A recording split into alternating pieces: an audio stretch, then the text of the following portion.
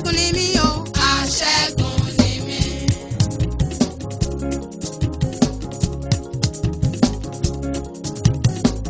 Aṣẹ́gun ni mí o. Aṣẹ́gun ni mí. Ogun ilé mi kò má lè fẹjú mọ́ mi rárá mọ́ o. Aṣẹ́gun ni mí. Ogun ayé mi kò má lè halẹ̀ mọ́ mi rárá mọ́ o. Aṣẹ́gun ni mí. Ogun ẹbí mi kò má lè fẹjú mọ́ mi rárá mọ́ o. Aṣẹ́gun ni mí. Ogun ìdílé kò má lè halẹ̀ mọ́ mi rárá mọ́ o. Aṣẹ́gun ni mí. Nínú Jésù mo ti ṣẹ́gun ayé. Nínú Jésù. A bẹ̀rẹ̀ láti orí àwọn ìránṣẹ́ Ọlọ́run. All the ministers of God, you should be very, very careful. Ẹ̀yin ikọ̀ ẹ kíyèsára. Very careful. Ẹ ṣọ́ra púpọ̀. Ẹni tí ò ní jẹ́ kí iṣẹ́ ìránṣẹ́ èèyàn dàgbà inú ìjọ ìlú máa wà. The person that will not allow you to grow and your ministry to grow within your church. Kì í ṣe ìta, èṣù ti fi sínú ilé. Devil has deposited them in the house.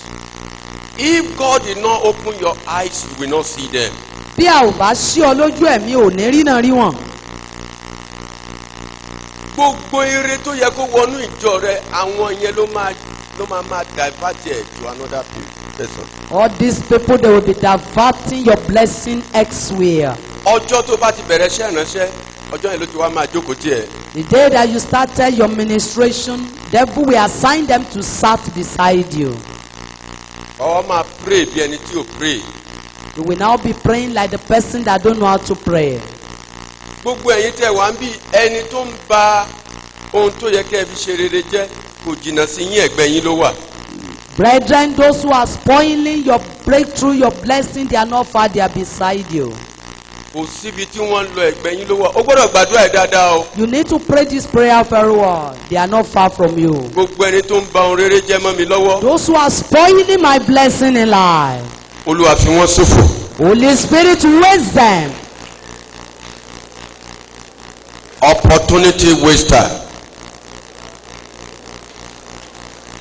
Gbogbo ẹni tó ń ba ohun rere jẹ́ mọ́ mi lọ́wọ́. As many people that are wasting my opportunity in life, Father, waste them. ẹ̀mí mímọ́ fi wọ́n ṣòfò.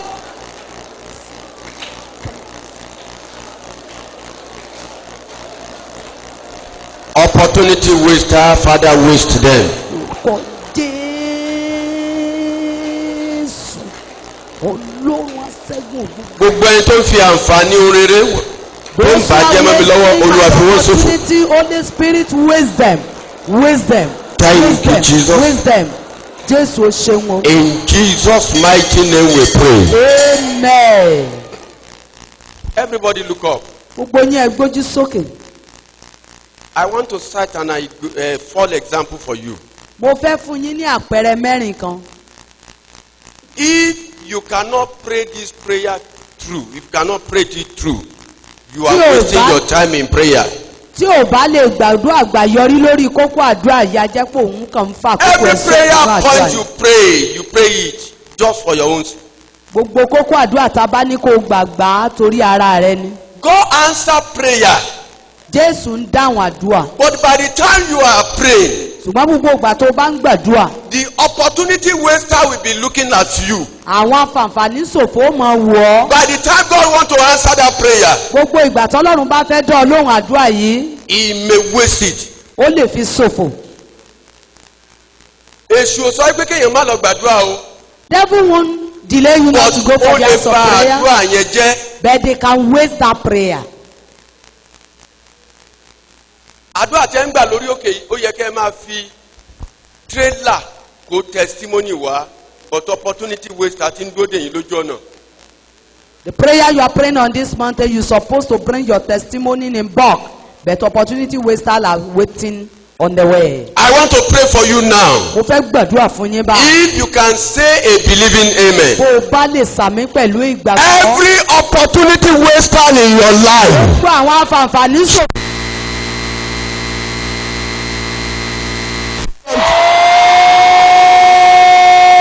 Amen.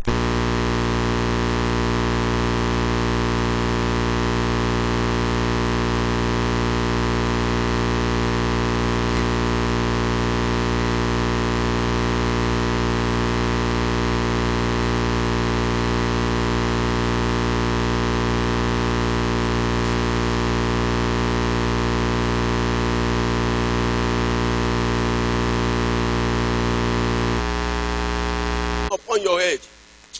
Oh, if you start your ministry now, abambabo, ṣẹ́rí tó bá ti ṣe nǹkan kan sí wa báyìí káwa máa rò pé bóyá nǹkan wà ní àfàdúrà jagun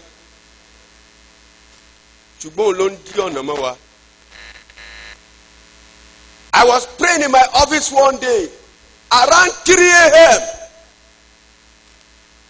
3 a.m. lóru. Ṣèyí ló ń lead àdúrà ńgbà yẹn àwọn all the ushers àwọn ushers ló máa intercede fún ministry ńgbà yẹn. Mo ṣe wà Ọlọ́run ní àlejò ọ̀ràn tó wà ńbẹ̀ lọ yọ kúrò. Mo ní madam mo fẹ́ ṣèdájọ́ lórí ẹ̀ lónìí àlejò ọ̀ràn ni ẹ́. Ìwọ àti àwọn ọmọ ẹ tẹ́jọ kó ẹ ní wá ẹ̀yà ní aago mẹ́ta yìí tẹ́ bá sùn bí ìmọ́jú ẹ máa kú ó yẹ kó ẹ níyẹn. Ìgbà yẹn ni ministry tó experience breakthrough. Number 2, I was praying seriously. Over this stage tí àdúrà bá gbà èmi nìkan kò tí ì sí ènìyàn tó wá sínú gbóyè orí àpáta mọ́ lóbìnrin kan bá dédé wá bá mi ìyá ìwé ló dẹ̀ jẹ́ nínú chọ́ọ̀chì kan tí mi ò gbọ́dọ̀ dárúkọ Lájíbándélé ó ní dádì tẹ̀ fi ń jókòó yìí àwọn ilẹ̀ yín tẹ̀ níyìn àwọn lè bá yín roko ẹ̀ kẹ́ máa gbégbádó sí i èmi náà mo bá ní kán bá mi roko ẹ̀ mo bá ń gbégbádó sí i bó ṣe fẹ́ kí àgbàdo yẹn bọ́lẹ̀ Ọlọ́run ní òun ní jẹ́ ń bẹ̀ tó bá pé kì í ṣe àgbàdo mo ní kó wá gbìn bí àṣé olórí àjẹ Ajíbándélé àtàgbègbè ẹni àṣé ó fẹ́ divert attention mi kò ní ṣe Ọlọ́run kémi náà wá mo kí wá múra sí i sáà mo ń sọ fún ẹ̀yin ìránṣẹ́ Ọlọ́run lẹ́ni kíní yìí o opportunity way the way gbogbo àdúrà tó bá gbà wọ́n á waste ẹ̀.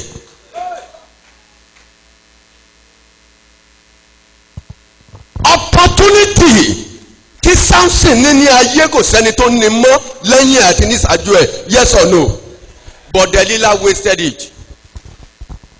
Ṣẹ́rí ẹ̀yin ènìyàn ti gbàdúrà débi kí gbogbo yín máa kó káwa kí gbogbo èèyàn mọ̀ pé èèyàn wà nílùú tẹ́ bá ń kọjá lọ kí iná máa ṣẹ́ but ẹni tó ń ba nǹkan jẹ́ wà lẹ́gbẹ̀ẹ́ yín. Èmi mo máa ba ayé wọn jẹ́.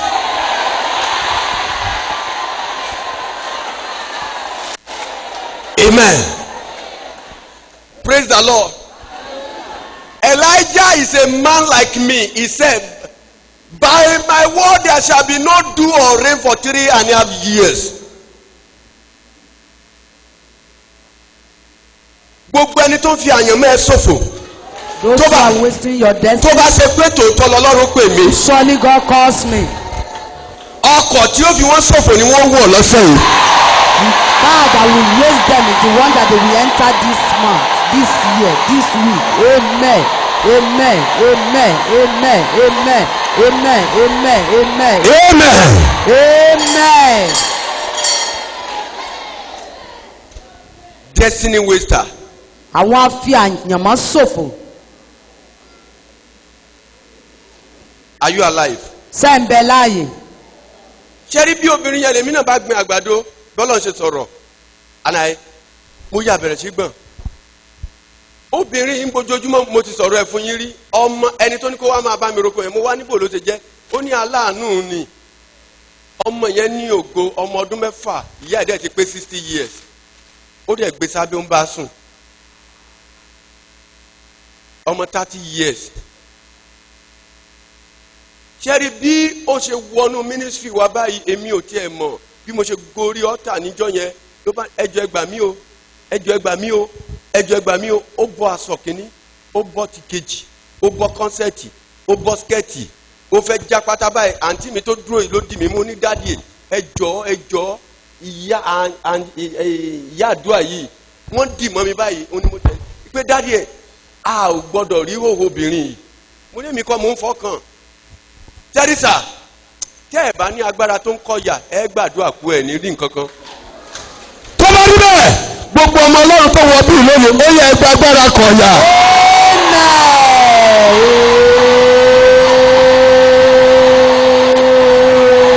Amen.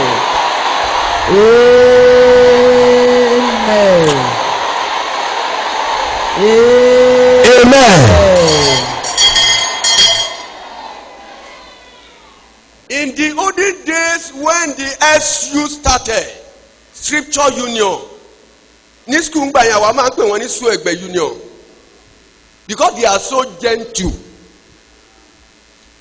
SU, they are so gentle. If you slap them, they will say, slap this one. Now, in the time of SU, tí àjẹ́ bá pa wọ́n lọ́mọ wọn lè má sọ̀rọ̀. Tí àjẹ́ bá tú ìjọ wọn ká wọn lè má sọ̀rọ̀. But this time around,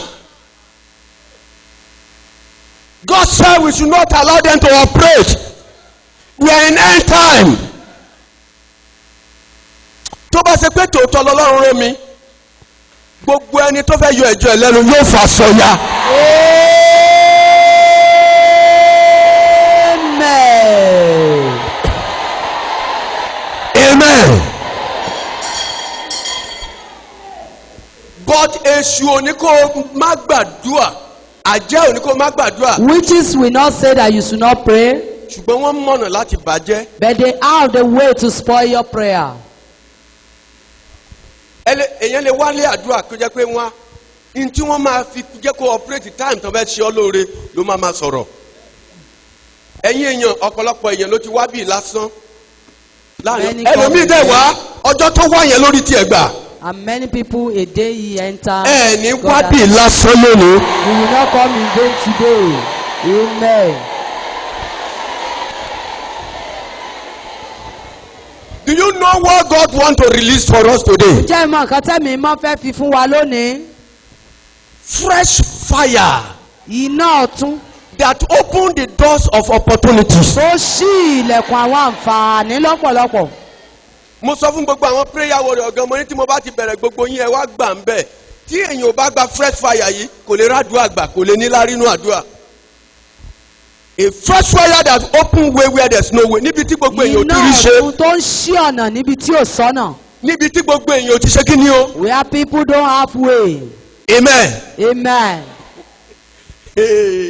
Pé o bá délẹ̀ Yíbò kó délẹ̀ Haúsá tó bá ní ẹ̀mí mímọ́ wàá operate ju gbogbo àwọn ọmọ nílẹ̀ lọ. Wherever you find yourself, you have Holy Spirit. Wàá operate ju Haúsá lọ than àti Yíbò. anybody. Tí nǹkan bá wọnú ayé ẹ.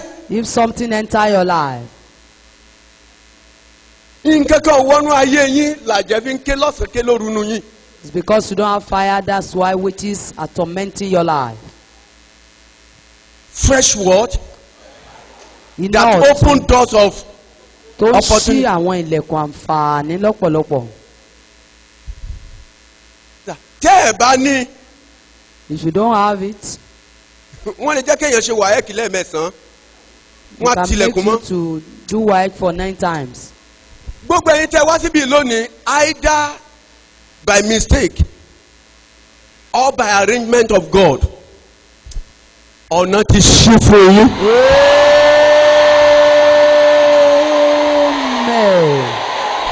Amen. Amen.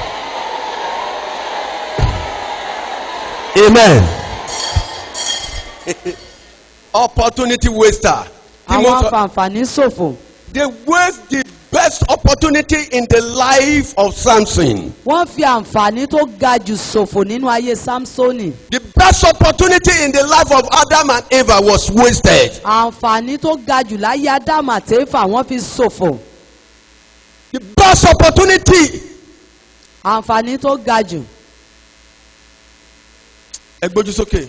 Raise up your head. Gbogbo ṣẹ́rí ẹ wo àwọn tí mo ń wò bíi. Ọlọ́run sọ fún mi pé ènìyàn 9 ló wà níbí ló jẹ́ pé ó yẹ kó ti máa control millions nílùú òyìnbó millions of dollars. Ó ní bọ̀ tí wọ́n dẹ̀ wà ń bí. Ó ní wọn ò dẹ̀ tí ì níṣẹ́ lọ́wọ́. Gbogbo ọ̀nà tó yẹ kí wọ́n ti lọ làwọn ọ̀tá ti fi náà ti waste. Enemy Tó bá rí bẹ́ẹ̀. their ways. Ènìyàn bíi tèmi ní Èlíjà ó ti ọ̀run fún ọdún 7 àtàbọ̀ ó tún ṣí ní ọjọ́ kan. Tó bá rí bẹ́ẹ̀ gbogbo ọ̀nà rẹ tó ti tì mọ́ gbogbo èyí tẹ́ wá síbi lónìí ọ̀nà náà ó yá kó ṣí bẹ́ẹ̀.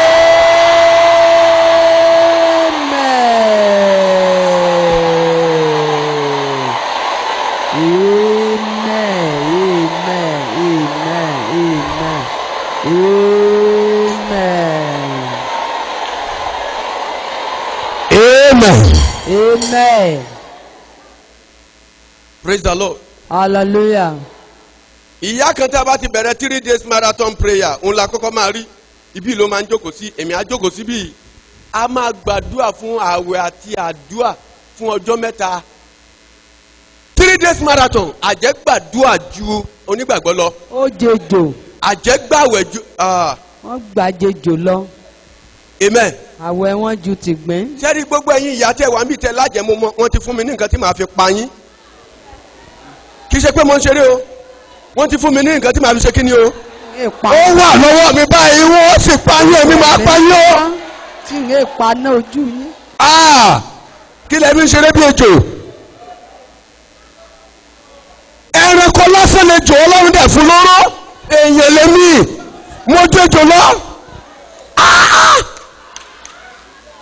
tí wọ́n fi pa yín wà lọ́wọ́ mi báyìí á ti fún mi. gbogbo ẹ̀yin tí wọ́n ń yọ lẹ́nu ń bì gbogbo ẹ̀yin tó ń yọ lẹ́yìn lẹ́nu yóò ṣègbé.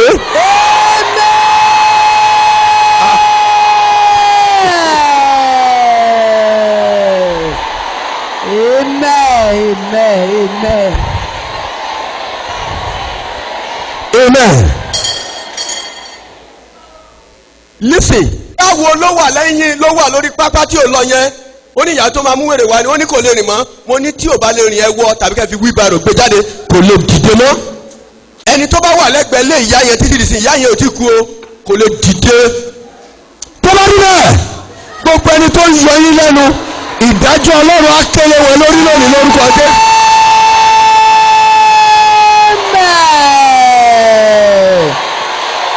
As many people that are troubling your life, the judgment of the Lord will raise against them today.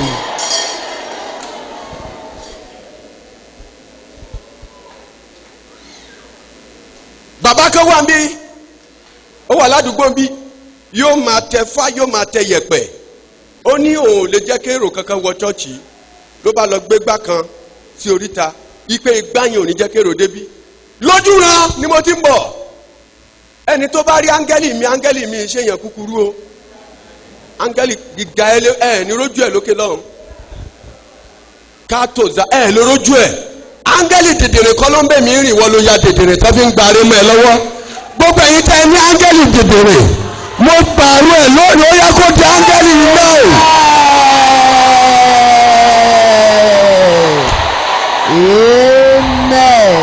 Amen. áńgẹ́lì dèdèrè ni Dáníẹ́lì ń lò ó ń gbèrè àdúrà ẹ̀ bọ̀ ní pàṣẹ ní jókòó síbẹ̀ yẹn ẹ pẹ̀lẹ́ ire Daniel fún 21 days ó dẹ̀ jókòó lójú kan náà ẹ̀yin èèyàn ti lu áńgẹ́lì dèdèrè gbogbo wọn yóò máa expire lónìí. Amen. Amen. iṣẹ́ wọn parí lọ́dún ẹ lónìí. Amen. Amen. Amen. àwọn áńgẹ́lì akíkanjú ó yá kí wọ́n dípò wọn náà. Amen. In the name of Jesus. If you believe, jump and say fire. Fire. dèdèrè ẹlòmíì ò tí kú o Jump and say fire. Fire. Say hey. Hey. Hey. Hey. Hey. Hey. Hey. Hey. Hey. Hey. Hey. Hey. Hey. Somebody shout thunder. Thunder.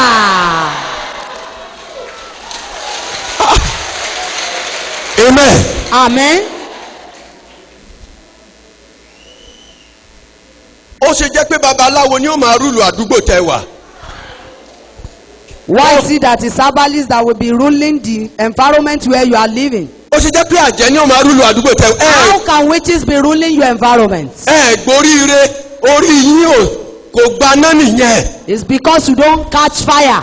ẹni tó bá ń gbé orí kọ̀ǹdẹ̀ kiri àjẹ́ ni ó máa rúlu ẹ̀. If you are mumong, witches will rule your life.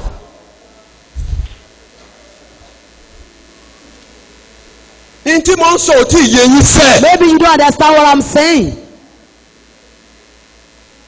wọ́n pààrọ̀ áńgẹ́lì yẹn láti ọ̀run wá. The ẹ̀jẹ̀ change Michael angel débẹ̀ ó Angel gbé iná dé ojú Páṣíà Páṣíà ní ètò ẹsẹ̀ gba irin ẹ̀. Persia surrendered immediately. Páṣíà ó ní ẹjọ́ Michael ẹjọ́ mi ò lè wojú yìí ẹ gba irin ẹ̀. Beg Michael and release the blessing. áńgẹ́lì wo lẹ́yìn ń wò tẹ́ ẹ fi Which lọ́kọ angel tẹ́ are ẹ fi you láyà using that tẹ́ ẹ you fi don't tẹ́ ẹ fi ríṣẹ́ gidi. You don't have ta ló mú yín pamọ́ sí kọ̀rọ̀ ayé. Who is the person that kept your destiny? ó dáa mo dúró on behalf of these people. gbogbo ẹni tó mú yín sí kọ̀rọ̀ ayé. As many that kept you, that hold you. áńgẹ́lì tó ń bá mi ṣiṣẹ́ yóò fi wọ́n sí kọ̀rọ̀ ayé. Angel, put them in door. Amen.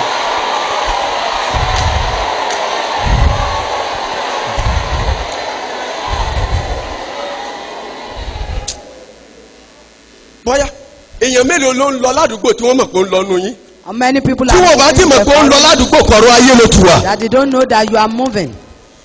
kí ẹnìkan kígbe. Let somebody shout. agbára wọnú mi kí n kú òkọ̀rọ̀ ayé. Which power are holding me? agbára ọlọ́run wọnú mi kí n kú òníkọ̀rọ̀ ayé. The power of God that will take me away from dungeon rest upon my life. Power of God, anointing of fire, rest upon my life. The power of God that will take me out of dungeon. Holy Spirit, put it upon my life. Power of fire, anointing of fire, power of fire, anointing. amen. Amen. take your bible like this do like this Ẹgbẹ́ Bíbélì yín. do take your bible like this. Ẹgbẹ́ Bíbélì yín ká ẹgbẹ́ báyìí. Just like this. Open your Bible to Acts of Apostles 19 chapter 2. Wá sí Bíbélì ẹ sì ṣe àwọn àpòstólì orí ìkọkàndínlógún. Acts of Apostles chapter 19 verse 2. Orí ìkọkàndínlógún ẹsẹ̀ ìkejì. Can somebody read it in Yoruba versions or English version? And he said unto them, I want to ask, listen to me, it's a question. A young Christian, àwọn kan ti wà ń bẹ̀, wọ́n kàn ń gbé orí kiri ni wọ́n ti di Christian lẹ́yìn kíjé ìgbà tí Jésù wà láyé. Paul tó yẹ́sẹ̀ wá gba Jésù. Ẹ̀yin èèyàn tẹ́fẹ́ tó yẹ pé ẹ̀sẹ̀ gba Jésù ẹ má wo gbogbo àwọn tó wà wájú ìgbàgbọ́ ti sú wọn. Ẹlòmíì kàn rin Jésù. Wọ́n gbọ́ ọmọ ẹ̀kíní gbọ́ ọmọ ẹ̀kejì. Jésù.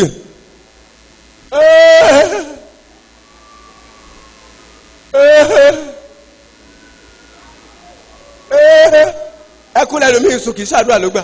Ó sì rí mi. Sẹ́rẹ̀sà tẹ́ bá tutù áńgẹ́lì yẹn tutù. Ọmọ tó bá tutù yìí rí nǹkan gbà lọ́wọ́ bàbá. Sir, I have a boy. Tó bá nǹkan ti school ẹ̀ mú kọ́kọ́ máa ń ṣe. Tó bá ti dé báyìí. And daddy they ask us to bring this thing. Atún sáré lọ sídìí oúnjẹ. Tó bá tún jẹ lọ́wọ́, and you know they will beat me o. And that if you don't give me, they will beat. That teacher will beat me. Will beat my bumbo. Atún lọ.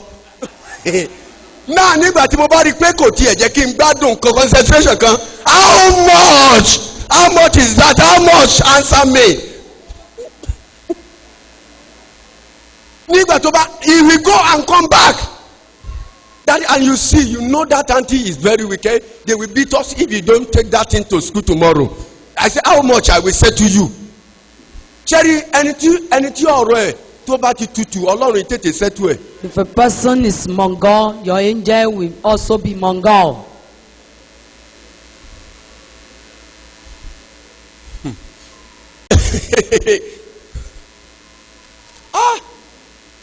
Jacob said, I will not let you go until you.